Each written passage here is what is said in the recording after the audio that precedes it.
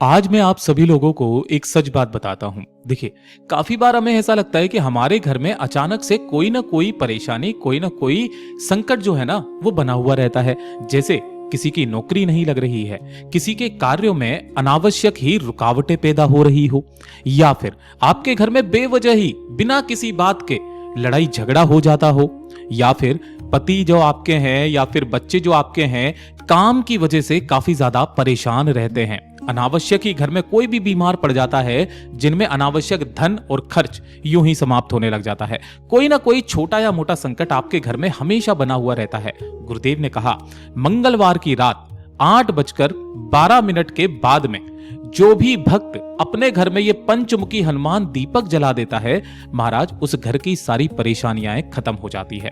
जब पूज्य गुरुजी ने इस वाले उपाय को बताया था, तब भी कहा था पंचमुखी हनुमान जी को हमेशा तब याद किया जाता है जब आपके जीवन में बहुत सारे संकट आए गए हों, है ना। गुरुदेव ने यहां तक भी कहा था कि अगर आप संकट मोचन का पाठ सुनोगे तो वहां पर भी जब अहिरावण ने भगवान लक्ष्मण और भगवान राम जी को लेकर के पाताल लोक में चले गए थे ना, तो उनको बचाने वाला और कोई नहीं, हनुमान जी ने अपनी पूरी शक्ति लगा करके वहां पर पंचमुखी हनुमान जी का रूप धारण किया था, अहिरावण को मार करके, और उसके पश्चात उन्हें बाहर लेकर के आए थे। इनके अलावा यह काम और कोई भी नहीं कर सकता था।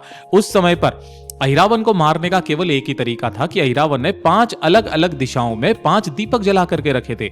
अगर कोई भी भक्त या कोई भी व्यक्ति उन 5 दीपकों को एक साथ अगर बुझा देता है, तभी अहिरावण मर सकता था, अदरवाइज नहीं।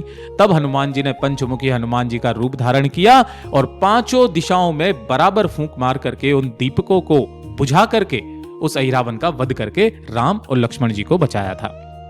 तभी से जब भी जीवन में कोई संकट पैदा हो जाए, इस वाले उपाय को करना बिल्कुल भी मत भूलना। गुरुदेव ने कहा 5 बाती का दीपक आपको तैयार करना है, यानी कि पंचमुखी दीपक। लेकिन यहां पर जो है आपको रुई की बाती नहीं लगानी है, इस चीज का विशेष करके ध्यान रखना।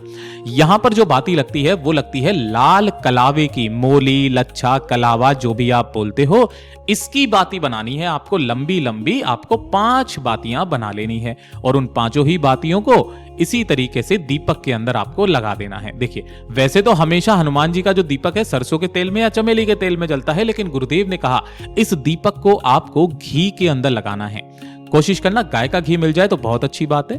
और इन सभी बातियों को प्रज्वलित करके जला करके, अब इस चीज का विशेष करके ध्यान रखना, आपके पूरे घर में इसे घुमा देना। घुमा देने के पश्चात अगर आपके घर के आसपास कोई छोटा मोटा भी अगर हनुमान जी का मंदिर है तो वहां पर चले जाइए, और अगर ये नहीं है तब पूज्य गुरुजी ने कहा आपके घर में जहां पर भी हनुमान जी विराजित है उनके सम्मुख में लगा दो। वो भी नहीं है तो आपके घर में जो किचन है, उस किचन में जो परिंडा रखा हुआ रहता है, परिंडा मतलब कौन सा, जो आरओ सिस्टम लगा हुआ रहता है, जो मटका लगा हुआ रहता है, जहां पर आपका पूरा घर जिस मटके में से पानी पीता है, उसके पास में पंचमुखी हनुमान जी का स्मरण करके अपनी कामना कह करके जिस घर का कोई एक व्यक्ति भी इस दीपक को मात्र जला देता है, रख देता है पूरी रात्रि के लिए, उस घर के सारे संकट स्वतः ही समाप्त होते चले जाते हैं। साथ ही साथ गुरुदेव ने एक और उपाय बताया मंगलवार का, जो कि मैंने आपको पिछली वाले उपाय के अंदर भी बताया था। कौन सा वाला, जो ये फूटे हुए धतूरे का उपाय है।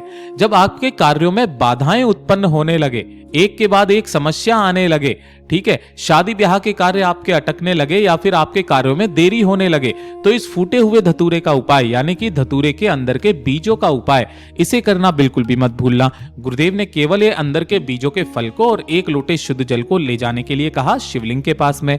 यहां पर सबसे पहले आपको जो धतूरे के अंदर के बीज होते हैं ना, उन्हें निकालकर अपना नाम गोत्र कामना कहकर हाटकेश्वर महादेव के नाम से रखना होता है, और उसके पश्चात 1 लोटा शुद्ध जल समर्पित करना होता है। ये वाला उपाय भी सिर्फ और सिर्फ मंगलवार के दिन किया जाता है और किसी भी दिन नहीं। गुरुदेव ने कहा 2 से 3 मंगलवार कर लो, आपके कार्यों में प्रगति होना शुरू हो जाएगी। पूज्य गुरुजी के सभी उपाय बहुत ही ज्यादा खास और अद्भुत है, जरूर कीजिएगा। वीडियो पसंद आए तो लाइक करना, चैनल को सब्सक्राइब जरूर कीजिएगा।